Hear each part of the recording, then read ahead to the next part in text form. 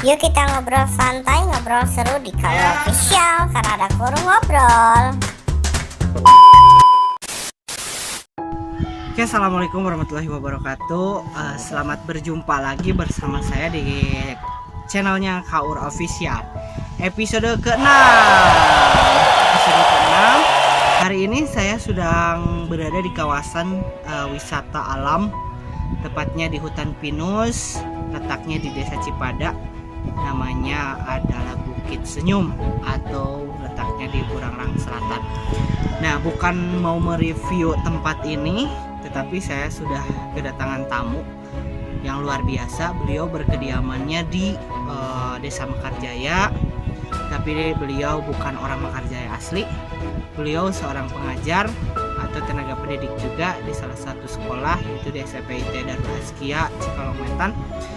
Asalnya beliau itu dari Bima, ya, dari Bima, Nusa Tenggara Barat tepatnya. Jadi luar biasa, orang Bima saja sudah ada di Cikalongwetan dan ikut meramaikan khasanah pendidikan Cikalongwetan. Yuk kita kupas tuntas sampai apa sih alasannya beliau itu sampai di sini. Saya sudah kedatangan tamu bersama Bapak Haris Sudi. Selamat siang. Siang Pak. Apa kabar Pak Haris? Baik. Nah, Pak Haris asli dari Bima. Ya betul. Tepatnya di mana Pak Haris? Bimanya? Di Kabupaten Pak, di Kecamatan Langgudu. Kecamatan Langkudu, Kabupaten Bima, Nusa Tenggara Barat. Novia Lantak, si pisang keripik, teman ngobrol yang paling asik. Oke, latar belakangnya bagaimana sih Pak? Kok Bapak dari Bima jauh-jauh bisa ada di Cikalongwetan? Ya, saya berpikirnya begini Pak. Sesuai dengan tuntutan pemerintah atau dinas pendidikan bahwa mengabdi kepada negara Pak. Oh, apakah di Bima nggak ada sekolah? Ada. Tapi kenapa kok milihnya di Cikalongwetan, di Bandung Barat? Jadi begini Pak, ketika kita merantau atau pergi jauh dengan kampung halaman itu, kita bisa berpikir dewasa, mandiri, itu Pak. Jadi kita untuk mencari kebutuhan hidup dan memenuhi kebutuhan itu semangat Pak di kampung halaman orang, jadi tidak tergantung kepada orang tua, keluarga gitu Pak. Terus untuk biaya hidup apakah lebih berat di Bandung Barat dengan di Bima? Ya kalau masalah biaya hidup sih sama aja sih Pak, tergantung bagaimana kitanya yang menerima. Tapi kan ada tuh ya, ketika di daerah Jawa Barat tuh harganya itu mungkin dikatakan bisa murah, berbeda dengan kalau kita bandingkan dengan Papua. Iya. Bensin 1 liter aja kalau di Jawa Barat bisa hanya 7 atau 9 ribu gitu kan. Kalau di Papua kan bisa kelipatan 20 ribu dan sebagainya. Di Bima sendiri gimana itu? Kalau di Bima itu tidak jauh beda Pak dengan di Jawa Barat. Kalau harga eceran bensin itu yang contohnya eceran dengan botol aqua itu, yang besar, itu sama 10 Pak. Oh, berarti untuk apa sih nilai ekonomi Jawa Barat dengan Bima itu sendiri sama berarti ya? Masih sama karena jaraknya masih tidak jauh lah. Kalau Papua kan 2 kali lipat. Gitu kan. Oh iya. Terus pasti banyak kenangan lah ya. Banyak. Hal yang membuat kangen kampung halaman. Apa sih yang terkadang kalau kita lagi duduk atau lagi merenung, hal yang paling dikangenkan dari kampung halaman? Ya jelas keluarga lah gitu. Orang tua gitu. Pengen ngumpul-ngumpul, apalagi di saat Idul Fitri ya.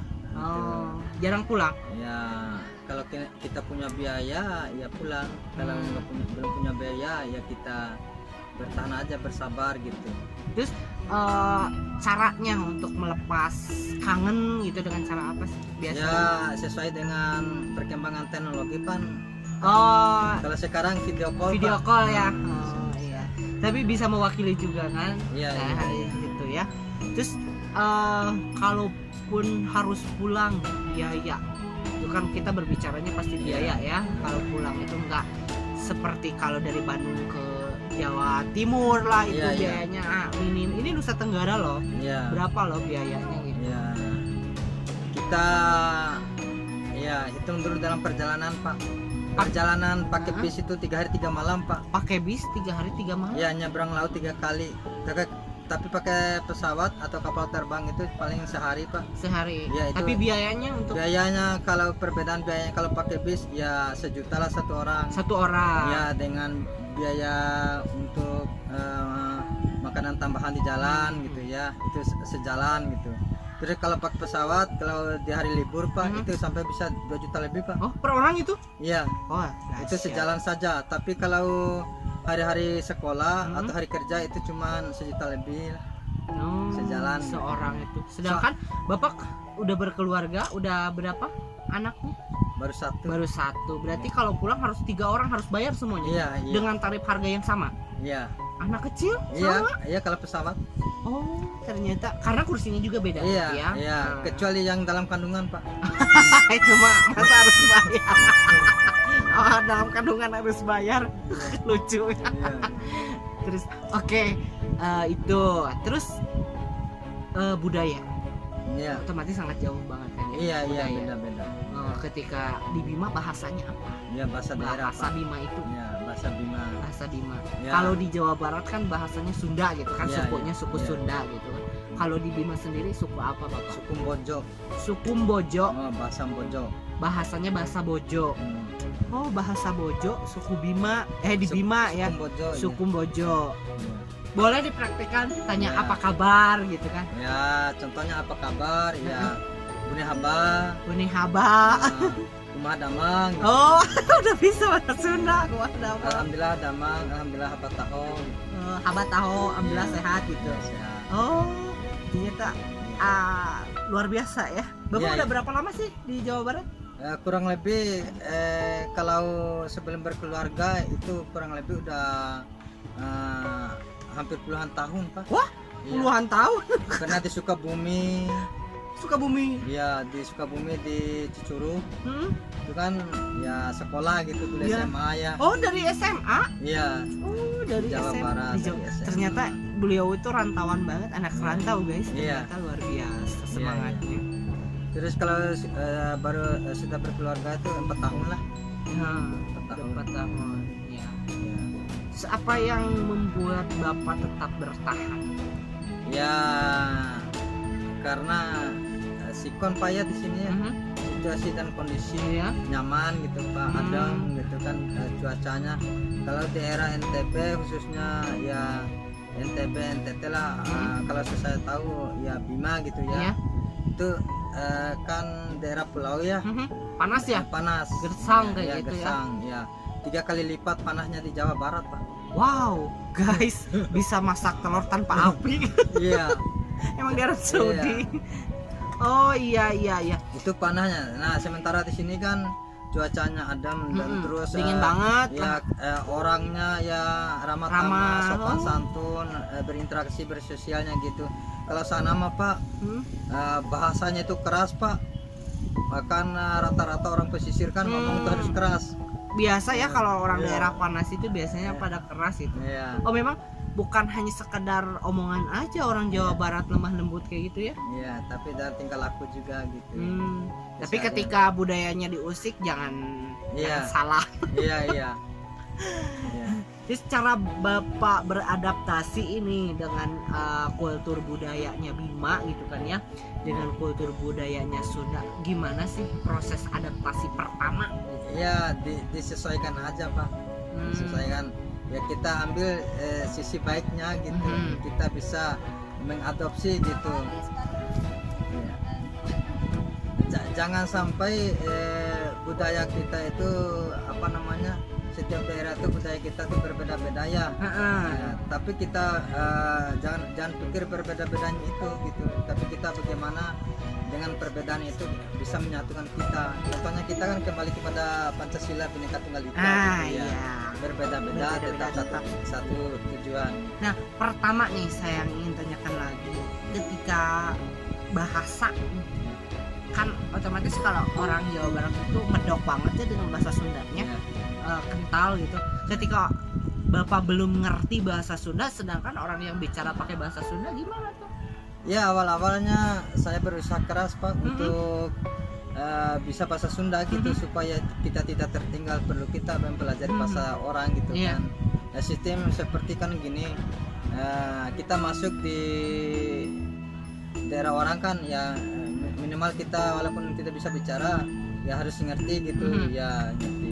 Awalnya memang saya Bingung kan ya? bingung ya, kadang orang pertama kali saya ke Sukabumi ya Jawa Barat, anak-anak tertawa, saya ikutan tertawa, ditanya sama teman Ngerti nggak? ya Riz kenapa tertawa ya, ikut-ikutan aja tertawa gitu kan, sampai kawan-kawan ya tertawa kan gitu ya. Akhirnya kita berusaha untuk ngomong Sunda walaupun bahasanya masih gimana ya, masih terputus-putus, kadang sebutan dan gitu ya, masih Lagunya ya yang ya beda lagunya gitu masih kan.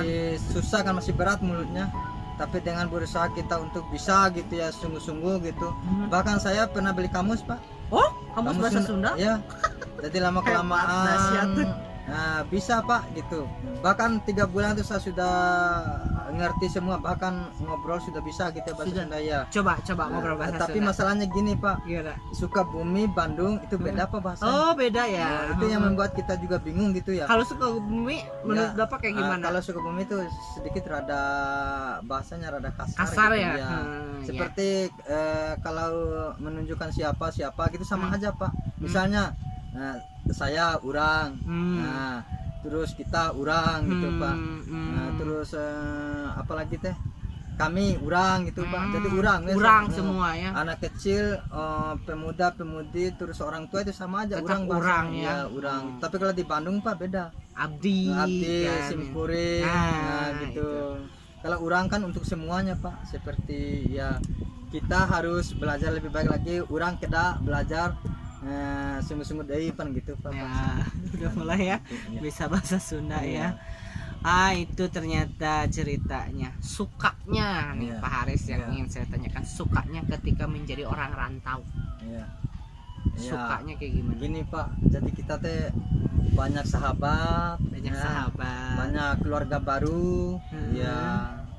Alhamdulillah Pak, saya di sini diterima baik oleh warga, oleh masyarakat, ya karena pembawaan kita gitu. Nah, Kita kalau orang masuk di daerah itu, daerahnya suasananya yang kondusif, orangnya baik, ya Ya. kita juga harus baik gitu. jadi tetap nyaman gitu Ya nyaman gitu. Jangan sampai ya kita kalau menurut orang ya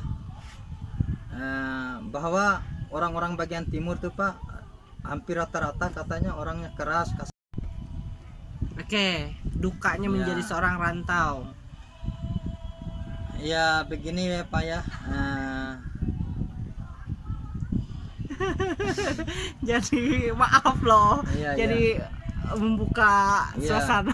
Ya, ya dukanya itu ya ketika kita kurang apa ya kebutuhannya gitu, contohnya kebutuhan ekonomi Iya. gitu ya, ya tapi itu tadi kembali kepada kesabaran. Nah, itu memang duka gitu kan. Iya. Iya, dukanya ya itu jauh dengan keluarga gitu, jauh dengan orang tua. Ya, apalagi saat sekarang kan dibatasi pergerakan kita, jadi kita kurang silaturahmi dengan keluarga. Iya. Contohnya biasanya saya tiap libur tuh ke Jakarta, ya, ke Bogor, Bekasi, tapi untuk saat ini Gak bisa ya. nggak bisa. Jadi itu dukanya Pak. Jadi ya jalanilah dan Jalanilah. nikmatin. Yang penting kita bisa Iya. menjalani dimanapun kita berpijak gitu Iya, kan, iya. dimanapun kita berposisi ya, Iya, ketika menjadi seorang anak rantau. Ya apa boleh buat, yang penting Iya, kita ikhlas menjalani ya. Iya, Oke, iya. terima kasih banyak Pak Haris Iya, untuk pertemuan hari ini. Oke, Mudah-mudahan sehat selalu buat Amin, Pak amin. Haris dan dimudahkan dalam segala Amin, urusannya. amin.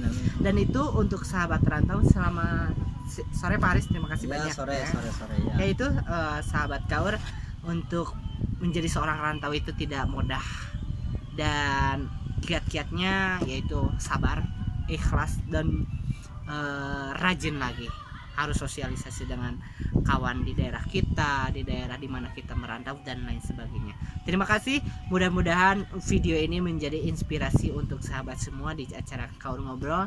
Jangan lupa like, komen, dan subscribe. Mudah-mudahan sahabat rantau dimanapun berada terinspirasi. Contohnya Faris sudah berpuluh-puluh tahun dari semenjak SMA, sekarang udah menjadi S1 dan sekarang sudah berkeluarga, punya anak satu hasil dari rantauannya guys. Terima kasih, bye bye, assalamualaikum warahmatullahi wabarakatuh.